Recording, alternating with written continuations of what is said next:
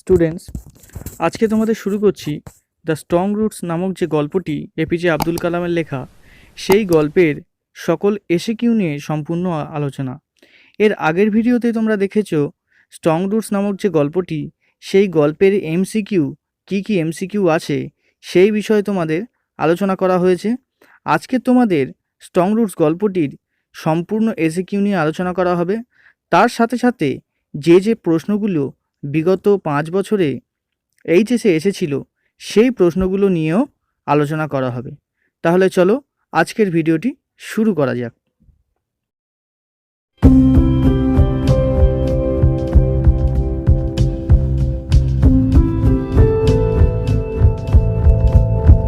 এক নম্বর প্রশ্নটি রয়েছে, in whom did Abdul Kalam's father have an ideal helmet, অর্থাৎ কাকে আব্দুল কালামের বাবা যথার্থ সঙ্গী হিসাবেই বিবেচনা করেছিল।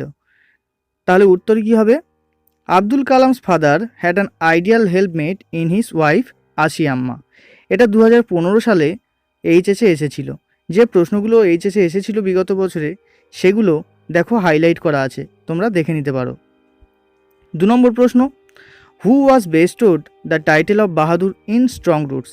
তাহলে স্ট্রং রুটস নামক গল্পটিতে বাহাদুর নামক উপাধি কে পেয়েছিল? তাহলে উত্তর কী হবে? ওয়ান অফ কালামস ম্যাটার্নাল অ্যানসেস্টর্স, অর্থাৎ কালামের একজন মাতৃকালীন অর্থাৎ মায়ের একজন পূর্বপুরুষ এই টাইটেলটা, এই বাহাদুর নামক উপাধিটা পেয়েছিল। তারপরে 3 নম্বর প্রশ্ন দেখো, how was the house of Abdul কালাম।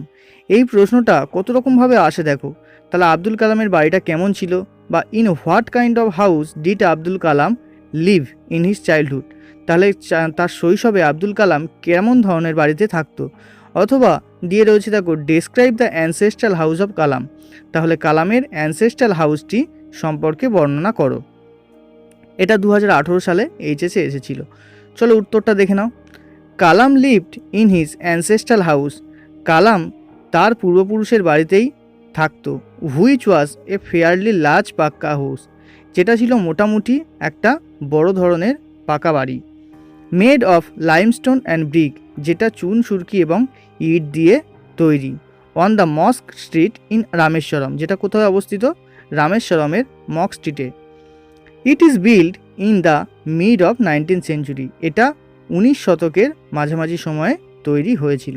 তাহলে কালামের অ্যানসেস্ট্রাল হাউস সম্পর্কে এটাই ছিল মোট বিবরণ।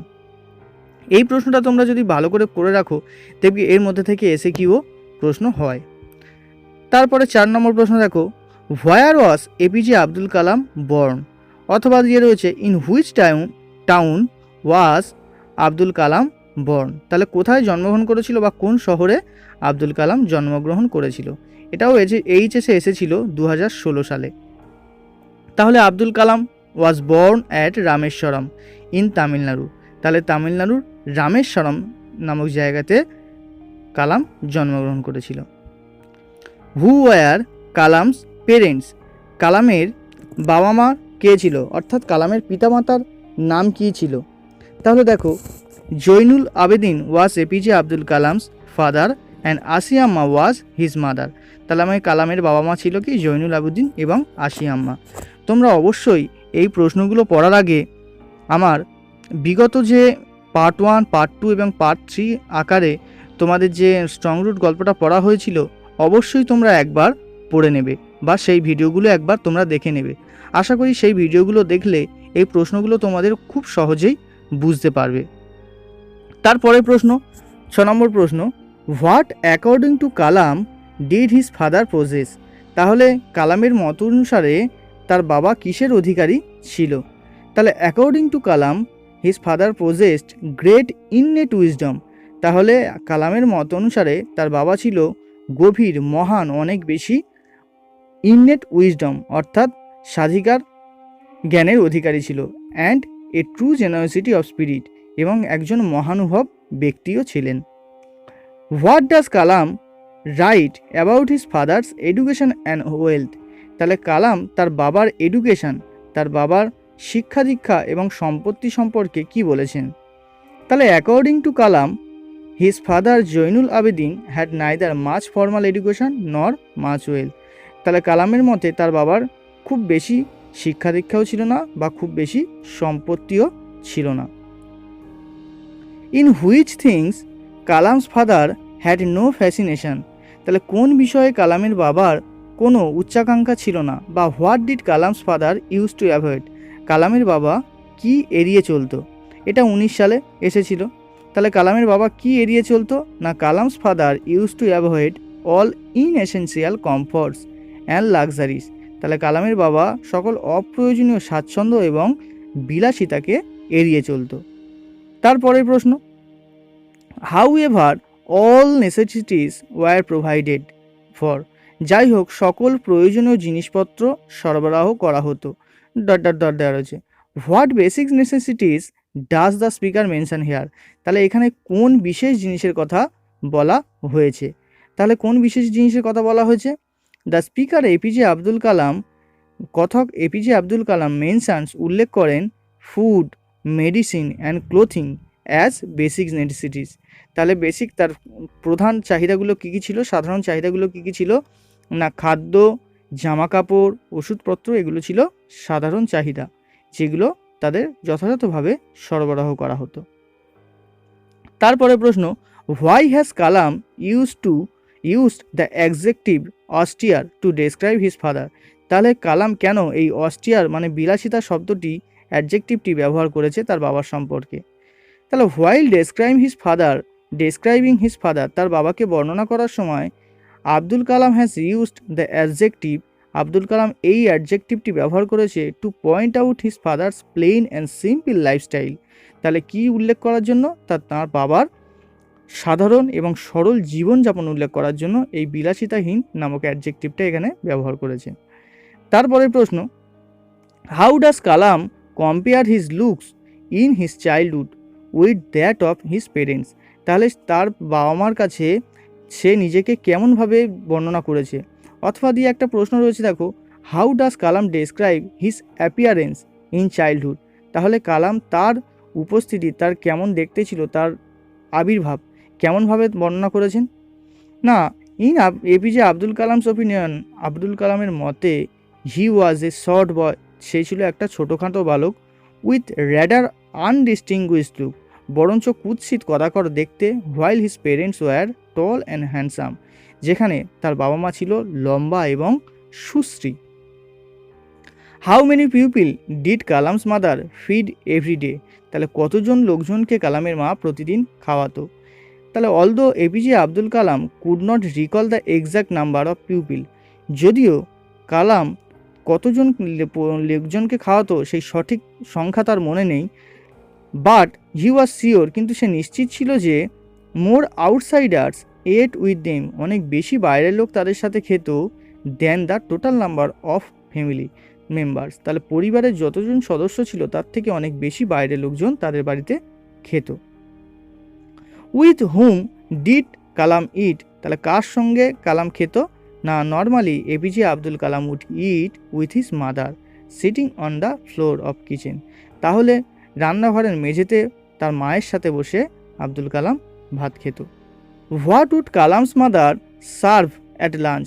তাহলে লাঞ্চে তাকে কালামের মা কি কি খেতে দিত না, at lunch APJ Abdul Kalam's mother would serve rice and aromatic sambar, homemade pickle and fresh coconut চাটনি।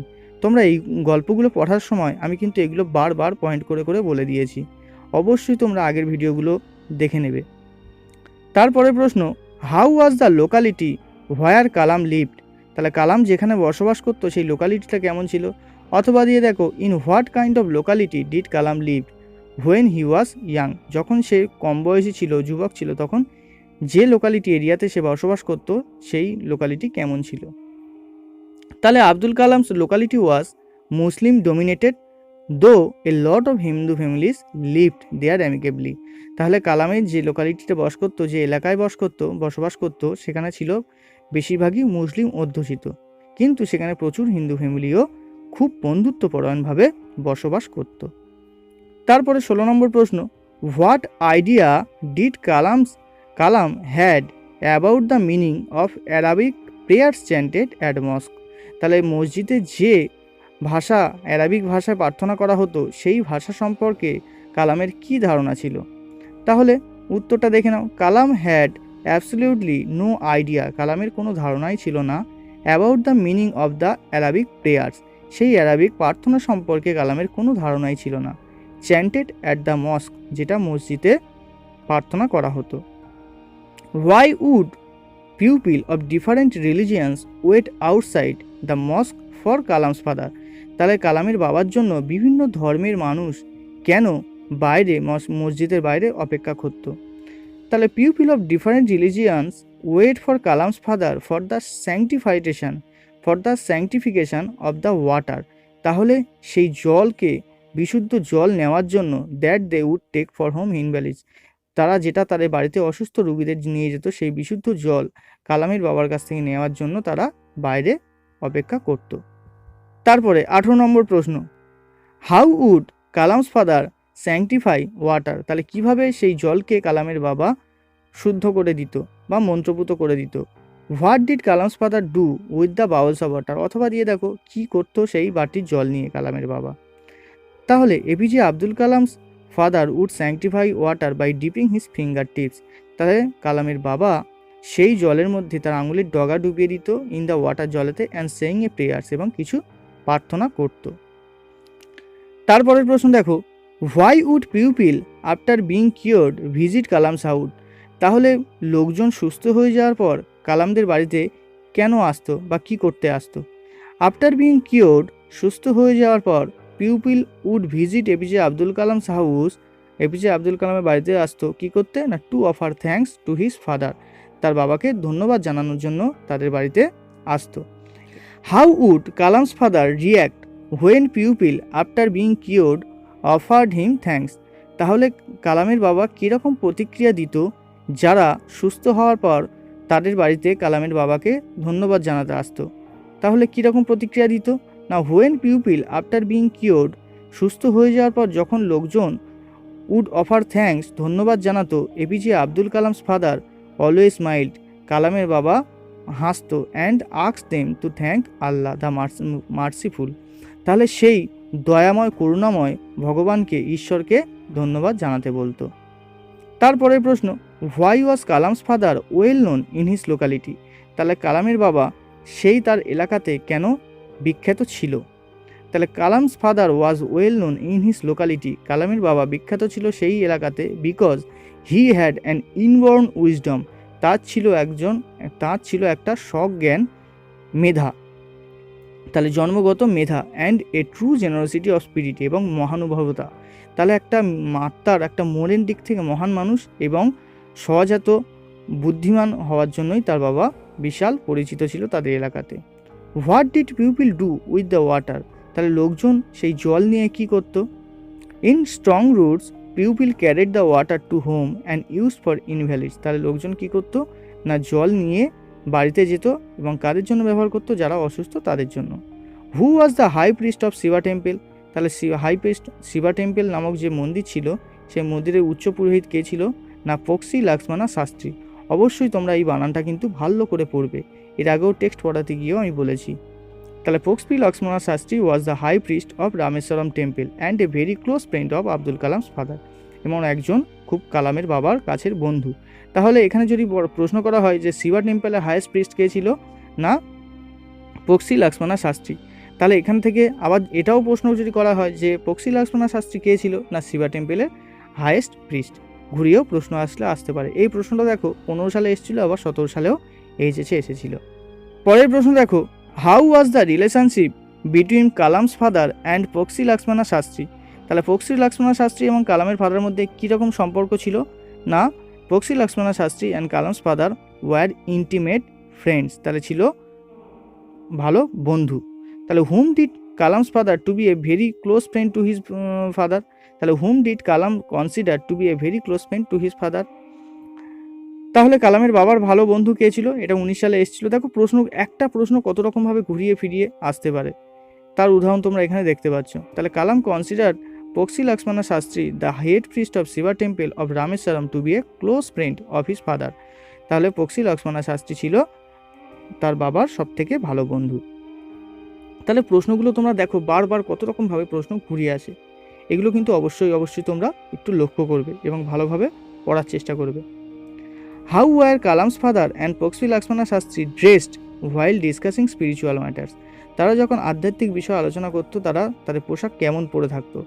না, হোয়াইল ডিসকাসিং স্পিরিচুয়াল ম্যাটার্স, তারা যখন আধ্যাত্মিক বিষয়ে আলোচনা করতো, APJ Abdul Kalam's father and PL Shastri were dressed in their own traditional attire. তারা তাদের নিজস্ব ধর্মরীতি অনুযায়ী তাদের পোশাক পরত। 27 নম্বর প্রশ্ন দেখো, what can prayer make possible? What did Kalam's father say about the relevance of prayer? দেখো দুটো প্রশ্ন দেওয়া আছে, প্রেয়ার কি সম্ভব করতে পারে বা কালামের বাবা প্রেয়ারের তাৎপর্য সম্পর্কে কি বলেছিল।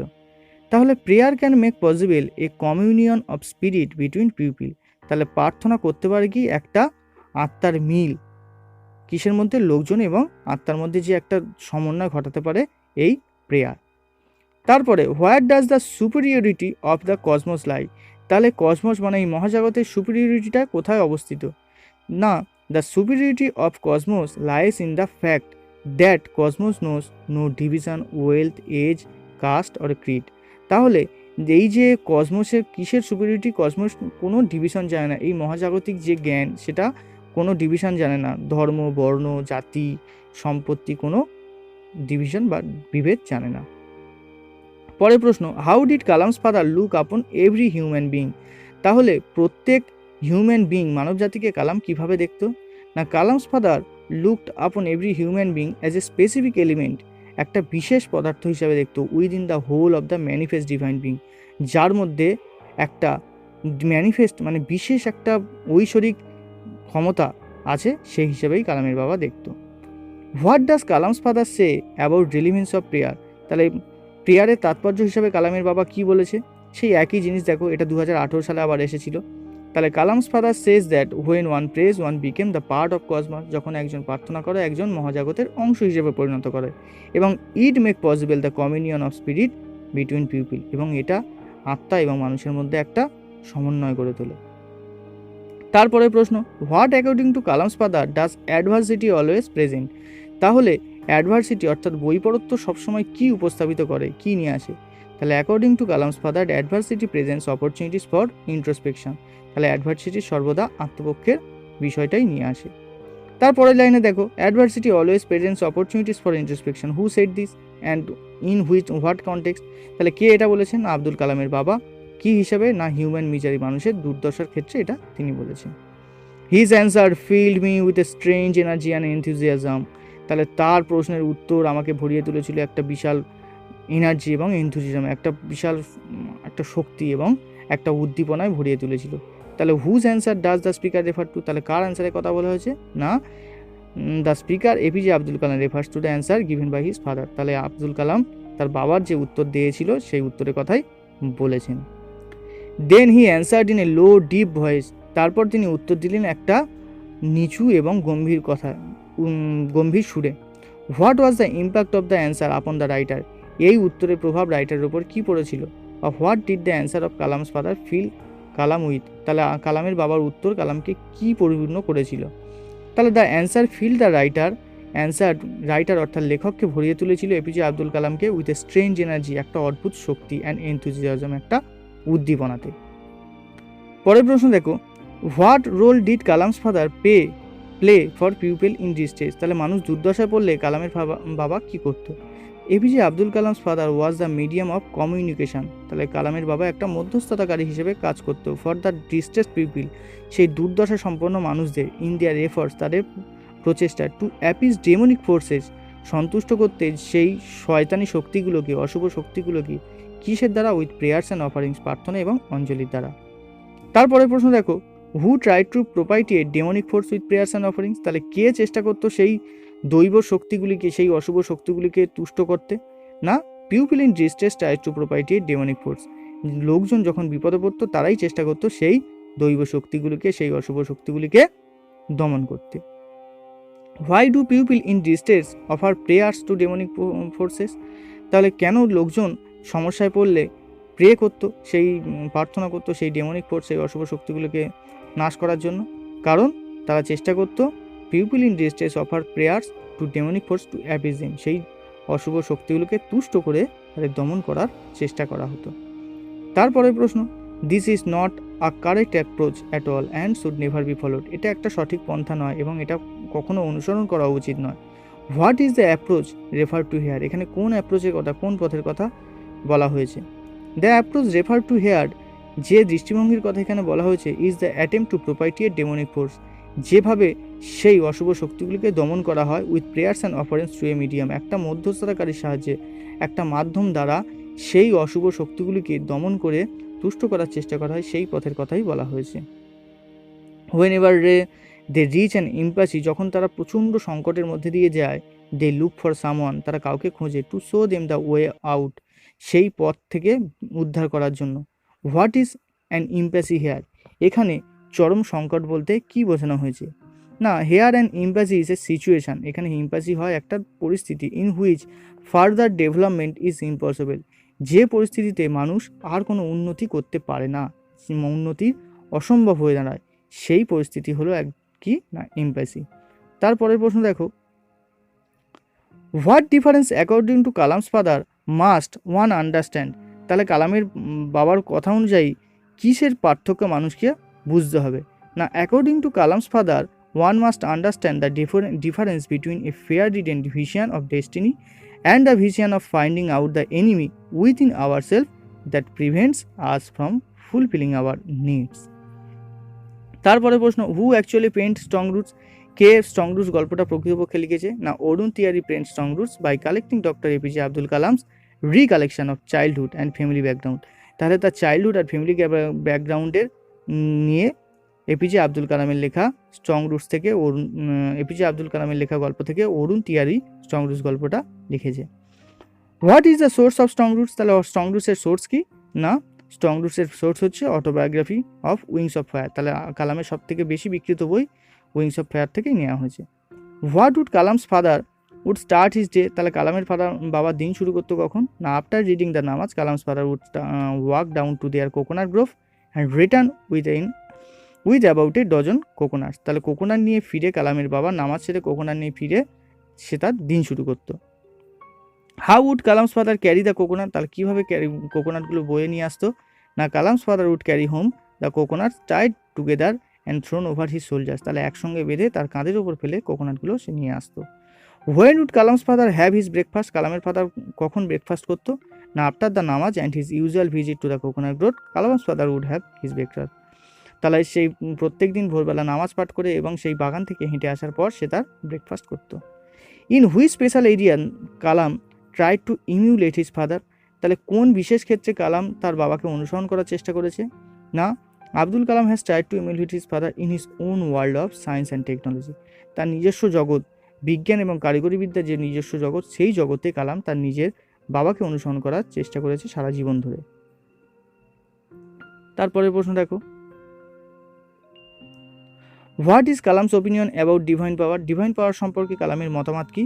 না, APJ Abdul Kalam thinks there exist a divine power that can lift us from our confusion, misery, melancholy and failure and guide to us to our true place. তাহলে কালামের মত অনুসারে একটা মহাজাগতিক শক্তি, একটা ঐশ্বরিক শক্তি, দৈব শক্তি আমাদেরকে তুলে দিতে পারে, সমস্যা থেকে সমাধান করতে পারে কি কি না, confusion, misery, melancholy and failure. তাহলে কি, দুর্দশা, দুঃখ, কষ্ট, উদ্বেগ এবং আমাদের ব্যর্থতা থেকে এবং আমাদের যথার্থ পথে চালিত করতে পারে। What did Kalam's father teach his son? তাহলে কালামের বাবা তার ছেলেকে কি বলেছিল, বা what was revealed to Kalam by his father? তাহলে কালামের বাবার দ্বারা সে কি জানতে পেরেছিল? না, APJ Abdul Kalam's father taught his son, তার বাবাকে শিখিয়েছিল, তার বাবা তার ছেলেকে শিখিয়েছিল কি, the fundamental truths and values of life. না, জীবনের মৌলিক সত্য এবং জীবনের বাঁচার মানে, জীবনের গুরুত্ব শিখিয়েছিল তার বাবা। এই ছিল আজকের তোমাদের স্ট্রং রুটস নামক গল্পের মোট এসএ কিউ। আশা করি এই এসএ কিউগুলো তোমরা যদি ভালো করে করতে পারো, এর বাইরে কোনো প্রশ্ন হতেই পারে না। তোমরা দেখেছো প্রশ্নগুলো কেমন ঘুরিয়ে আসে, কিভাবে আসে, সব রকমভাবে তোমাদের জন্য আলোচনা করা হয়েছে। তাই অবশ্যই পরে ভিডিওগুলো দেখতে থাকো এবং ভালো থেকো। ধন্যবাদ।